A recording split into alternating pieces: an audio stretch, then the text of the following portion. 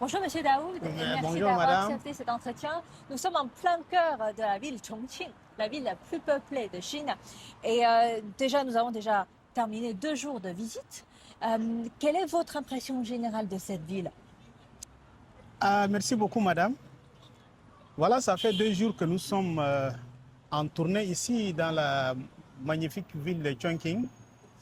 Et nous avons parcouru la ville ainsi que le périphérie de la ville où nous avons observé le vécu quotidien de peuple de Chongqing. Et nous avons observé comment le monde rural vivait et comment la biodiversité est préservée et comment les gens circulaient. Je suis satisfait. Nous sommes venus dans le cadre des droits de l'homme et le développement vert. C'est ce que nous avons observé. Nous avons observé que si l'on parle d'abord des droits de l'homme, voilà les droits de l'homme. Quelle est votre observation de droits de l'homme ici à Chongqing en Chine? Par rapport à ce que j'ai écouté aujourd'hui concrètement, je suis en train de le vivre. Le droit de l'homme est vraiment observé ici, surtout le droit économique et social, et voire culturel, est bien observé et réalisé. Et concrètement, on est en train de le vivre, le droit. Qu'il faut parler de droit, voilà le droit de l'homme. Parce que voilà la population qui se soigne, voilà la population qui sont bien nourris, ils sont bien logés, ils ont quoi à circuler. Moi, je pense que c'est ça même, le droit de l'homme. Parce que c'est tout cet ensemble-là qui donne le droit à la vie. Alors c'est ce que moi je suis en train de le vivre, je suis en train de les observer dans le milieu de la population de Chongqing. Et je me dis en tant que défenseur des droits de l'homme depuis longtemps que nous on criait en parlant de droits sociaux, économiques. Voilà, vraiment je suis arrivé ici, j'ai observé vraiment ces principes fondamentaux est vraiment observé ici en Chine. Comment définissez-vous le rôle de droits de l'homme? Quelle est la définition de droits de l'homme selon vous? D'abord, le droit de l'homme est un droit inaliénable, un droit que la personne est née avec. Par exemple, le droit à la santé, le droit à l'éducation, le droit d'aller et revenir, le droit, bien sûr, le droit à la liberté et autres. Et ces droits-là, on est né avec depuis sa naissance. Et ceci a été stipulé par la Déclaration universelle des droits de l'homme de 1948, où tout être humain est libre et peut circuler là où il veut, et peut se soigner, peut aller à l'école, aller s'éduquer. Et voilà tout cet ensemble qui forme le droit fondamental de l'homme. Et c'est vrai, dans certains pays, ça piétine encore, mais voilà, je viens de l'observer, surtout le droit social et économique. Ici, on vient de le vivre, on vient de l'observer. Nous pensons que c'est déjà une avancée pour l'humanité. Nous avons traversé des villages, nous avons traversé des ponts, nous avons également parcouru le centre-ville de Chongqing. Nous sommes allés dans les grands bâtiments et aussi dans les villages, dans les terres humides. Donc ça a été un parcours assez riche. Donc selon vous, quels ont été les détails? Pourquoi on dit que le droit de développement et le droit économique a été garanti en Chine selon vous? Et moi, personnellement, j'exprime mon opinion, mon expression par rapport à ce que je vis ici. Jusque-là, je ne faisais pas la différence entre un citadin et un villageois. Tellement que, généralement, on sait que l'homme du village ou bien du rural est mal loti.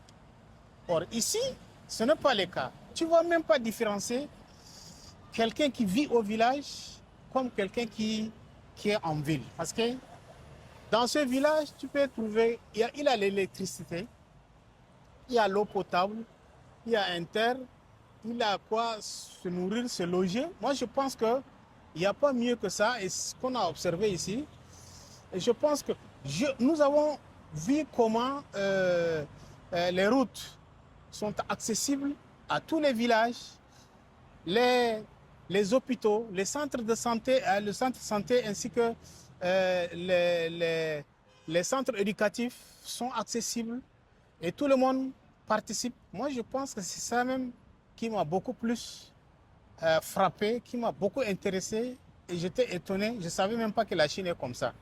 Et voilà, j'ai dit vraiment c'est parfait. Aujourd'hui, dans les pays occidentaux, on parle souvent les droits de l'homme dans la politique. Alors, comment évaluez-vous le rapport entre le droit politique et aussi le droit à l'éducation, le droit au développement et aussi le droit économique? Quel est le rapport? Aujourd'hui, on voit que la Chine est déjà dotée. Quel est le rapport selon vous? Nous qui sommes des colonies de la France, nous avons su ce que c'est le droit de l'homme à travers l'apprentissage, l'éducation française, qui nous a inculqué l'éducation aux droits de l'homme comme quoi, d'abord, il faut que ça soit que la population doit avoir droit à droit civil et politique. D'abord, droit civil et politique, c'est-à-dire le droit de manifester, le droit de donner son opinion, le droit de dire non. Ce sont ceux-là que nous avons, le droit d'expression surtout. C'est ça qu'on nous a inculqué. Or, le droit de l'homme aujourd'hui en Afrique, après 60 ans d'indépendance, on s'est rendu compte que c'est une erreur. Et beaucoup en train de remettre en cause ce qu'on nous a enseigné par le passé.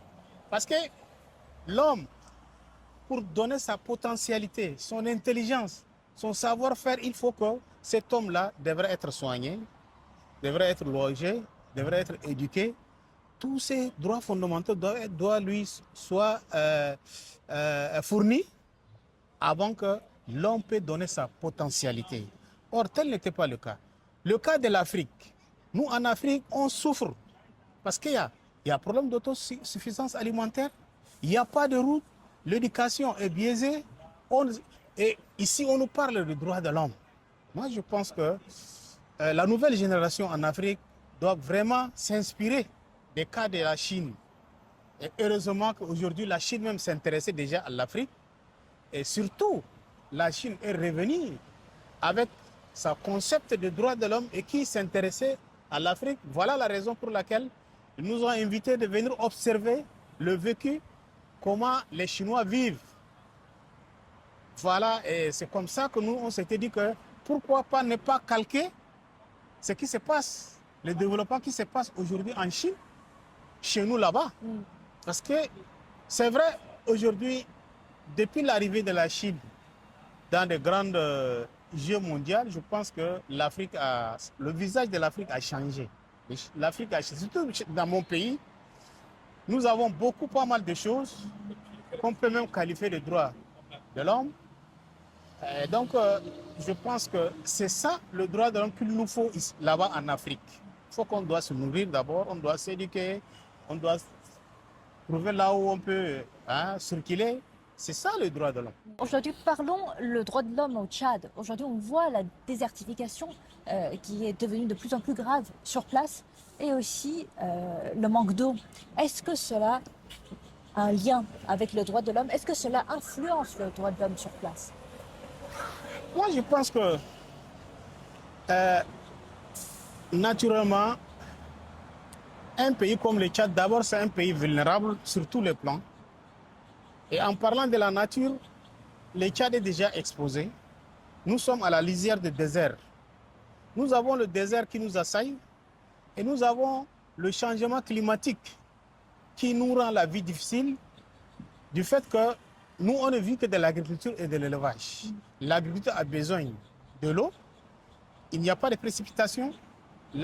L'éleveur a besoin de l'eau pour abreuver ses troupeaux. Il n'y a pas de l'eau. Et ce manque de l'eau crée des tensions intercommunautaires qui se soldent le plus souvent par des morts. Alors la cause du manque d'eau, ce n'était pas à cause du Tchad, ce n'était pas à cause de la pollution au Tchad. Ça, c'était une responsabilité commune de tous les pays du monde. Tous les pays du monde. Et nous, on subit. Aujourd'hui, regardez chez vous ici, il fait un peu frais. Il fait, bon, pas seulement un peu frais, il fait frais. Chez nous, en venant, j'ai laissé le pays à 42 degrés Celsius. Nous sommes assaillis par la chaleur. Et cette chaleur est due par l'émission de gaz d'effet de serre qui nous assaille. Or, nous émettons même pas de carbone. Et normalement, les pays qui émettent beaucoup de carbone, qui émettent beaucoup de pollution, devraient venir en aide aux pays qui sont en train de subir les conséquences, tel le cas du Tchad. Voilà la situation que nous nous trouvons. Je pense que le monde devrait prendre conscience de ça. Tant qu'un peuple est meurtri par le changement climatique et l'autre peuple vit dans l'opulence, moi je pense que le peuple meurtri ne laissera pas ce peuple qui vit dans l'opulence en paix. Il y aura toujours des dérangements, ils seront toujours dérangés.